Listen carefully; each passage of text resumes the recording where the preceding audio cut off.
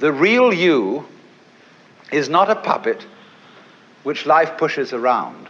The real deep down you is the whole universe.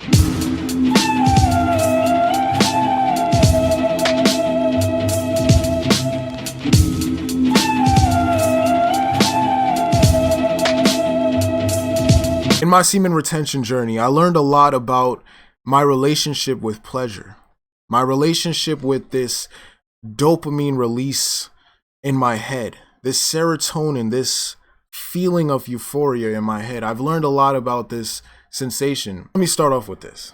My relationships were built on lust. They crumbled.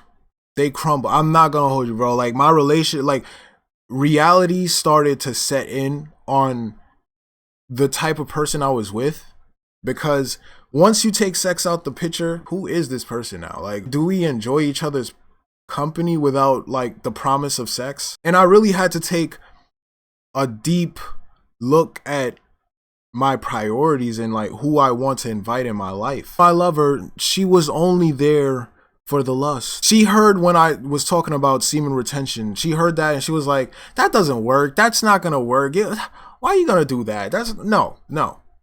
And you have to really think about a person's intention, right?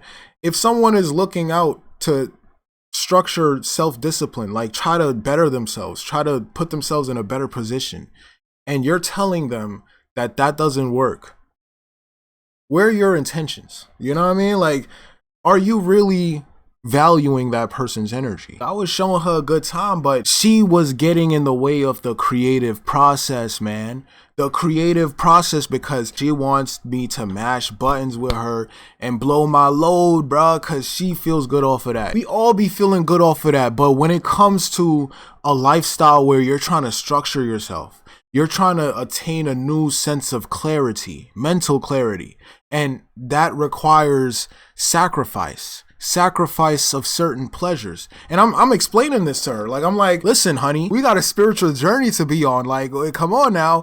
And she is discrediting everything that I'm saying, just trying to paint me as a villain, as if I'm just doing my own thing and I'm not caring about what she wants and this and that. I thought that I was the man for like laying it down. Like, I was the man for like, yeah, I got her obsessed with me now. Like, but now it's like I've matured past that to the point where I see things from another perspective.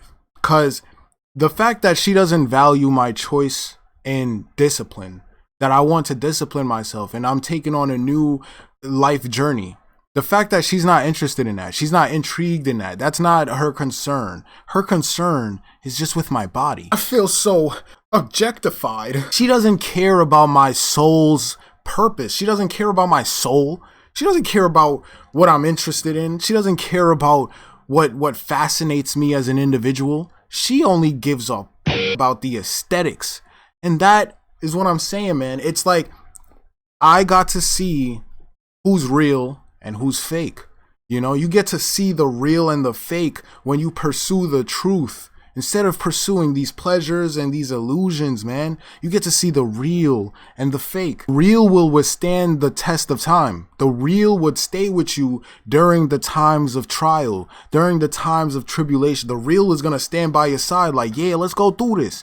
The fake, they here today and they gone tomorrow. The fake, they only around for the good pleasure time, and they're not around for when you're not there to provide that. Semen retention made me realize that I don't want to be in somebody's life that doesn't value me, that doesn't appreciate my soul, that doesn't appreciate my being, that doesn't appreciate my essence, that only appreciates the material around me, my body, my things. They don't see the light that generates behind the physical. They just look at the aesthetics. And that's what I was doing too. That's what caused me to attract her, right?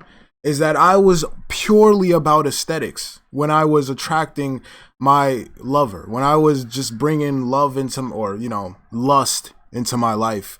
And I wasn't thinking about the person being compatible with my mentality, with how I think, or with how I move in life. All I was thinking about was how I was gonna do nasty things to her. I wasn't thinking about what is life going to be like if I have a child with this person? What is life going to be like if we grow old together? Would I want to be around an old version of this person? These are serious questions you got to ask yourself, because nothing lasts forever. Beauty fades, and all that's going to be around is who the person was the whole time. Their personality, their attitude of life. That's what's going to be left. And this was over the span of a month. November. No, not November. Remember, I was doing the semen retention for that month. And over the span of a month, she had no discipline to want to like keep up with the sexual discipline I was trying to establish for the relationship. She wanted to just keep hammering me on this point that I'm neglecting her. Someone is depending on you to make them happy. How would you feel about that? Like, that person is disregarding that you're even a human being yourself. That person is looking at you as a fun machine. Like, you're just a robot that comes and pleases me. Like, that's it. You're not a person with your own endeavors and your own personal thing. Like, no, you're only here to serve I'm trying my hardest to get her to understand. I'm trying to get her to understand, but you know the saying, bruh. You can bring a horse to water, but you can't make them drink it. So you know what I did? I left the situation alone. That's it, man. We gotta walk away. We gotta start walking away from toxic situations that hold our consciousness back. You explain yourself to somebody and they're trying to find ways to paint you as a villain through your explanation. Bro, cut them off, man. That's a gaslighter right there. That's a person that likes to twist words, that likes to twist reality to suit themselves and suit their ego. I went through the frustration of trying to explain myself and justify myself and validate why I'm doing the things that I'm doing for discipline. That's when I had a dream one night, and it was like a premonition or something. It was like trying to tell me something, right? In the dream, I was in my old elementary school, and I walked into the classroom, and as soon as I walked into the classroom, everybody was just arguing, like just yelling at me, like, why are you late? Why did you show up late? I'm like, okay, calm down. I went in, sat down, took my seat. They were complaining about that too. Oh, why he made noise with the chair? Just like, okay, well, the chair makes noise sometimes. And I'm trying to explain that. And I started picking up the pencil, writing on the paper. And then they're like, oh, look at him. He's writing on the paper. He's making even more noise. I'm like, what the hell is wrong with y'all? Like, y'all just micromanage it, just looking at everything I'm doing. Usually I don't remember my dreams. But if I remember it, that means it's for something. It's for something. It's standing out for some reason. And I started pondering on it, right? Why was I in school? When I was in school, I only focused on graduating. I only focused on like getting the hell out of school, right?